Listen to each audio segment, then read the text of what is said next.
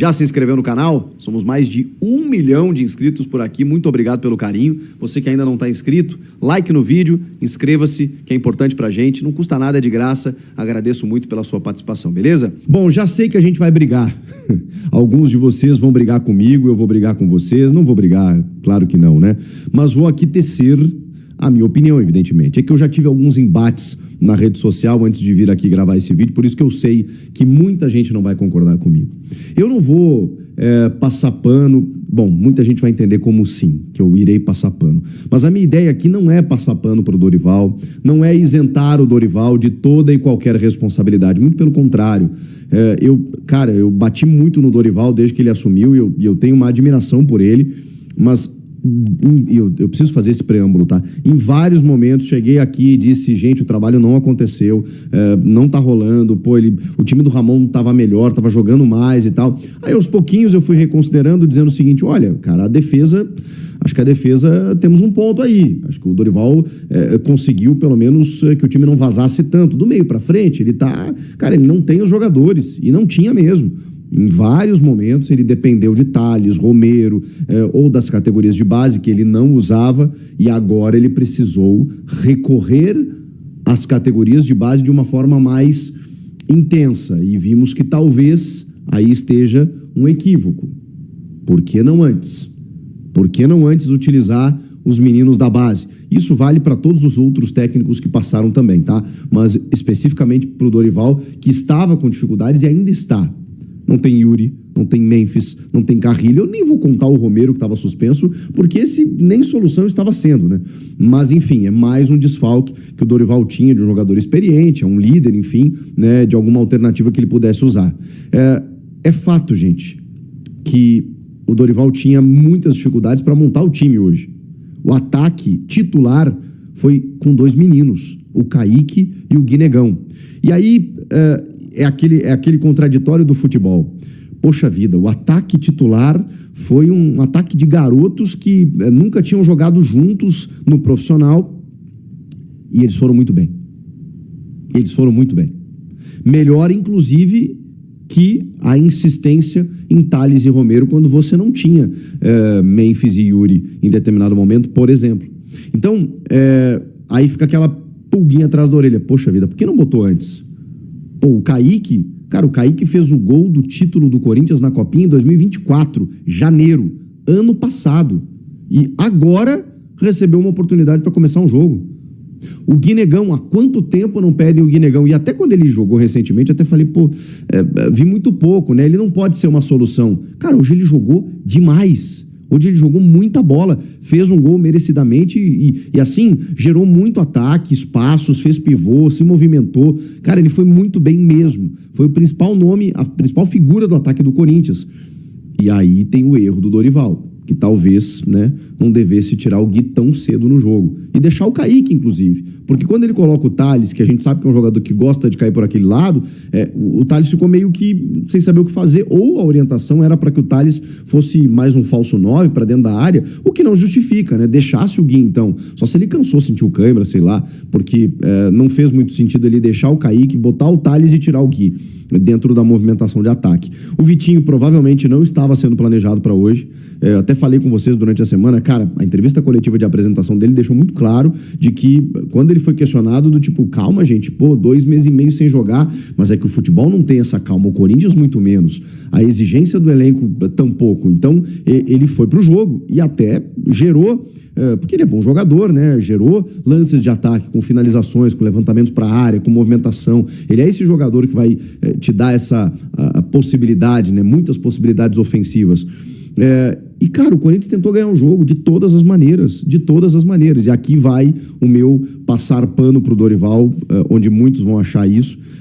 Eu sou um crítico do Dorival em vários momentos. Cara, eu não consigo criticar, além da questão da troca, de que o Gui não precisava ter saído, de que daqui a pouco ele pudesse ter mexido antes, mas em termos de postura do time, que eu acho que é um reflexo do comando do técnico e também das escolhas dele, é só você ver as trocas do Corinthians no segundo tempo. O Rian, base. Dieguinho, base. O Thales, o Thales acho que foi uma troca errada. Então, olha só, em casa na Neoquímica Arena foram Na Neoquímica Arena foram 7 jogos, 2 vitórias, Inter e Santos, 3 empates, Vitória, Cruzeiro e Fortaleza, 2 derrotas, Bragantino e Bahia. Os jogos mais difíceis, né, ganhou, e talvez os mais fáceis o Corinthians perdeu, tá? Fluminense foi a queda do Ramon, né? Enfim, sobre a situação do Dorival Júnior, me falaram que tá tudo calmo no vestiário, tá? E uma fonte, né, muito ligada ao Osmar Stabile me disse que a diretoria entende, né, o lance do transfer ban, entende, né, que a situação do Corinthians não é boa, né? Entende as dificuldades de reforçar a equipe no mercado da bola e principalmente, né, o lance do transfer ban e também os inúmeros desfalques que o Corinthians tem, que o Dorival Júnior tem. Por exemplo, para esse jogo, Memphis Depay, Yuri Alberto, Carrídio, enfim, dá para contar Anchileri? Lógico que dá. O Anchileri é um jogador que poderia entrar e ajudar no jogo. Já o ministro da Educação não vou contar. Enfim, mas pelo jeito, né, o Dorival Júnior ainda segue bancado no cargo de treinador do Sport Clube Corinthians Paulista, tá? Agora, a relação do Fabinho Soldado com a diretoria do Corinthians, não vou dizer que é ruim, mas está muito longe de ser saudável como era a relação do Fabinho com o Augusto Melo. Até porque eu costumo dizer que o Augusto Melo era um lunático, né? Fazia contratações loucas, que isso agrada um executivo de futebol que amanhã vai embora e não está nem preocupado com as finanças do clube, como vai ficar o clube.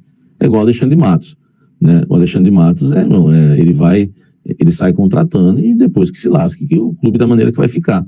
É o nome dele que vale, né? No Fabinho Soldado também, né? O que importa, contratou o Memphis por 6 milhões por mês, tudo bem que o Memphis, né, ainda nos dá um retorno, mas só tô dando de exemplo, né? Vai contratando o Coronado por 2 milhões, não interessa, ele não tá nem aí. O importante, né, é o time ganhar e ele ser elogiado, né? Enfim, estar bem no mercado, bem avaliado no mercado.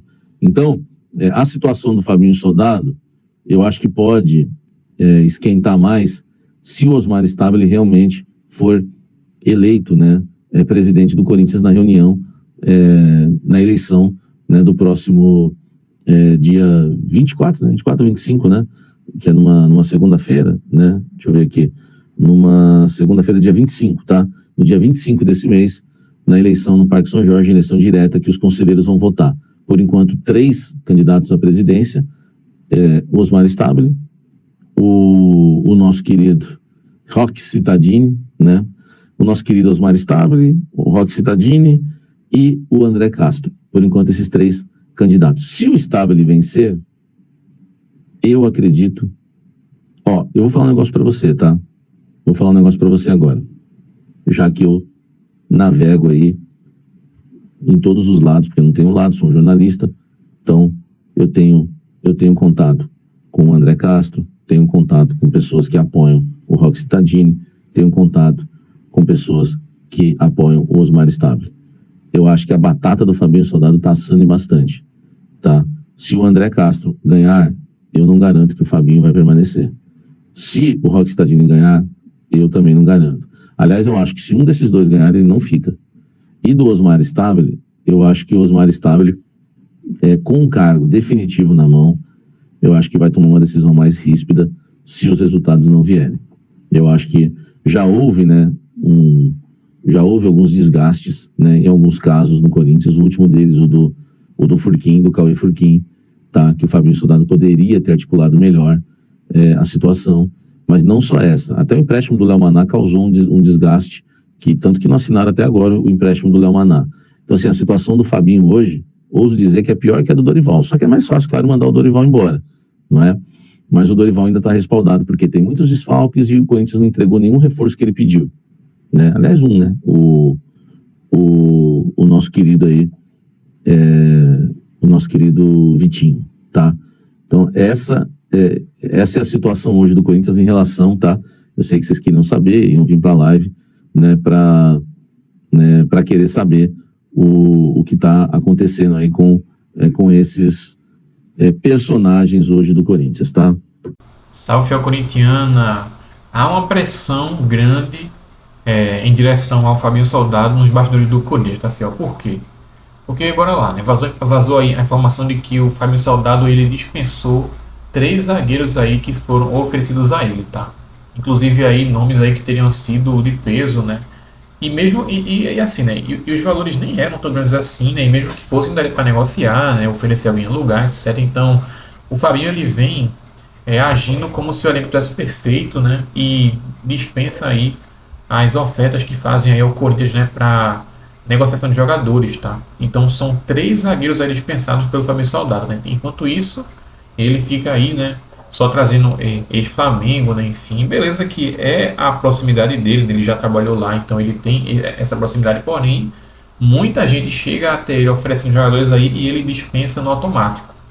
Essa é a informação que saiu, tá? Então, isso aí tá desagradando a diretoria, né? Os dirigentes aí do Corinthians, e pode fazer com que ele seja demitido aí, seja após as eleições ou até antes, tá? Então, bora aguardar aí, porque muita coisa vai acontecer ainda, tá, Fiel?